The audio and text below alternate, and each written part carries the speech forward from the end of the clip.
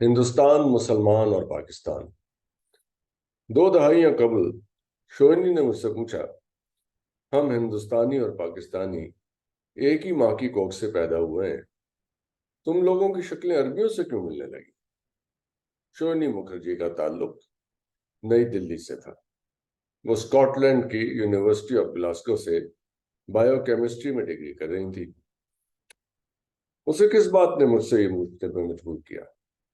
میں نے گمان کیا کہ وہ اس بارے میں سوچتی رہی ہوگی، شاید اس کے آس پاس کے لوگ وہاں ہندوستان میں اس بارے میں باتیں کرتے ہوں گے۔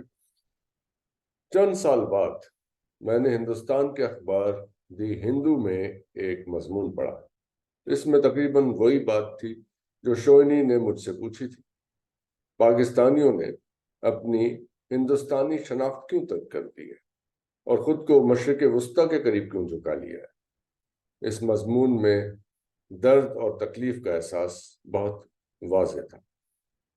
بھارت کے زخم، شاید ان کے دہشت گردی میں پاکستان کے ملوث ہونے کے دعوے، بھارت کے خلاف 4 جنگیں لڑنے، کشمیر پہ دعویٰ کرنے یا 47 میں ان سے الگ ہونے کے گھاؤ سے زیادہ کہہ رہے ہیں۔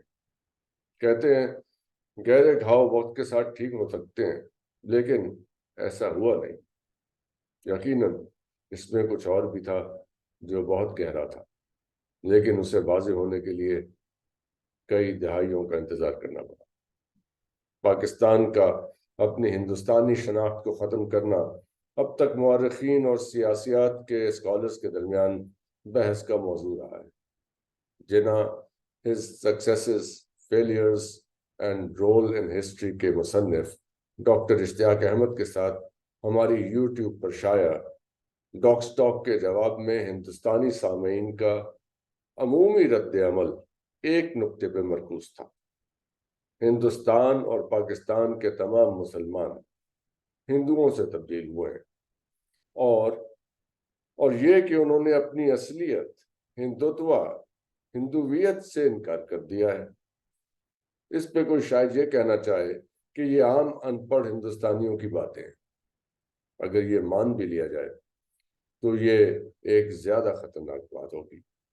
اس کا مطلب یہ ہے کہ ہندوستانیوں کو پاکستان کے بارے میں ایک ایسی تاریخ پڑھا دی گئی ہے جس نے ان میں ایک خطرناک قوم پرستی کو جنم دیا ہے۔ یہ مسئلہ کشمیر یا دہشت گردی کے الزام تراشی یا دوسری چیزوں سے زیادہ بڑا مسئلہ ہے جس نے دونوں ملحقہ ممالک کے درمیان تعلقات کو خراب کیا ہے۔ کیونکہ اگر کشمیر جیسے بنیادی مسائل کو حل کر بھی لیا جائے تب بھی مسلم تشخص کا پریشان کن سوال حل طلب ہی رہے گا، اور اسے کیا چیز حل کر سکتی ہے یا اسے کیا حل کر سکتا ہے؟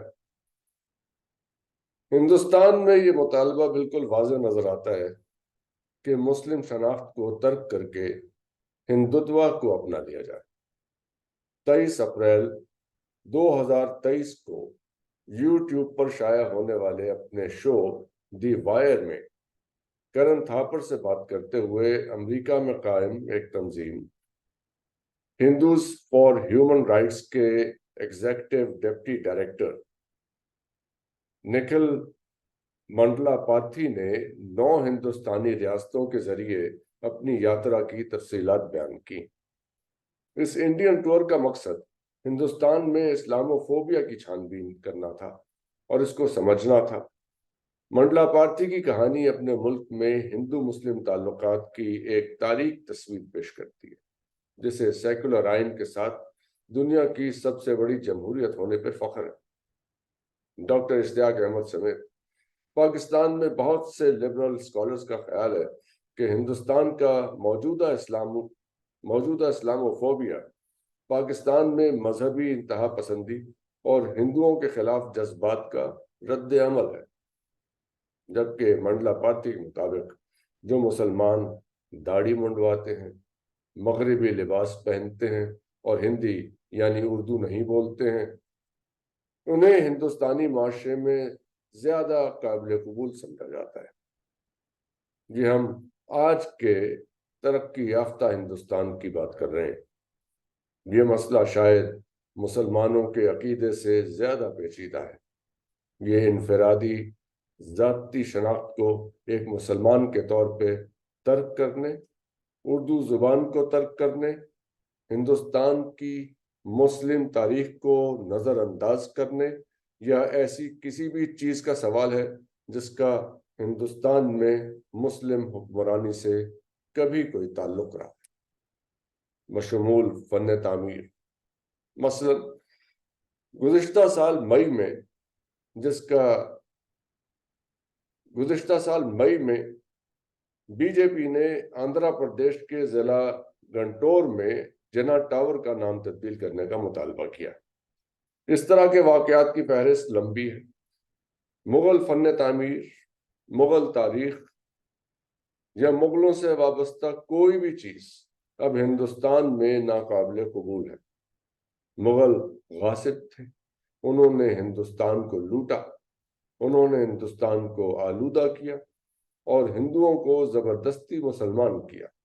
لہٰذا آج کے ہندوستان میں ہمارے پاس اس قسم کے جذبات ہیں۔ کشمیر دہشت گردی یا جنگ اس بنیادی مسئلے کے محض اثرات ہیں۔ اس بات پہ کوئی یہ دلیل دے سکتا ہے کہ دو قومی نظریہ جس نے پاکستان بنایا ان ہندوستانی جذبات کی بنیادی وجہ ہے، لیکن ساتھ ہی یہ دلیل بھی دی جا سکتی ہے کہ یہ جذبات تقسیم ہونے سے پہلے بھی موجود تھے اور جناح صاحب اور دیگر مسلم رہنما اسے محسوس کر سکتے تھے، اس کی بو سونگھ سکتے تھے، اور اسی لیے دو قومی نظریہ ان پہلے سے موجود جذبات کے نتیجے میں وجود آیا۔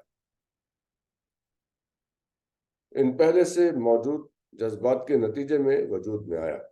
آج کے ہندوستان میں مسلمانوں کے لیے جو جذبات ہیں وہ محض سیاسی درستگی کے قالین تلے طویل عرصے سے چھپے رہے تھے اور مودی صاحب کو بس اس قالین کو ہٹانا تھا۔ اس صورت میں جب پاکستان کشمیر، دہشت گردی، تجارت اور امن جیسے بنیادی مسائل پر بھارت کے ساتھ بات چیت کرنے کی کوشش کرتا ہے تو وہ صرف گرد جھاڑ رہا ہے۔ یہ زخم محض ہندوستان کی تقسیم سے نہیں لگے، یہ ان کے ملک میں مسلمانوں کی حکومت کی ایک طویل دردناک تاریخ کے خنجر سے نقش ہے۔ اب جبکہ دونوں ملک آزادی کی 76ویں سالگرہ منا رہے ہیں تو آگے بڑھنے کا طریقہ ڈھونڈنا ہوگا۔ اس کے لیے دونوں طرف کے سنجیدہ ذہن رکھنے والوں کو بیٹھ کے سوچنا چاہیے۔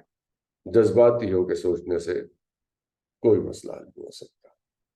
دونوں ملکوں کو یوم آزادی مبارک۔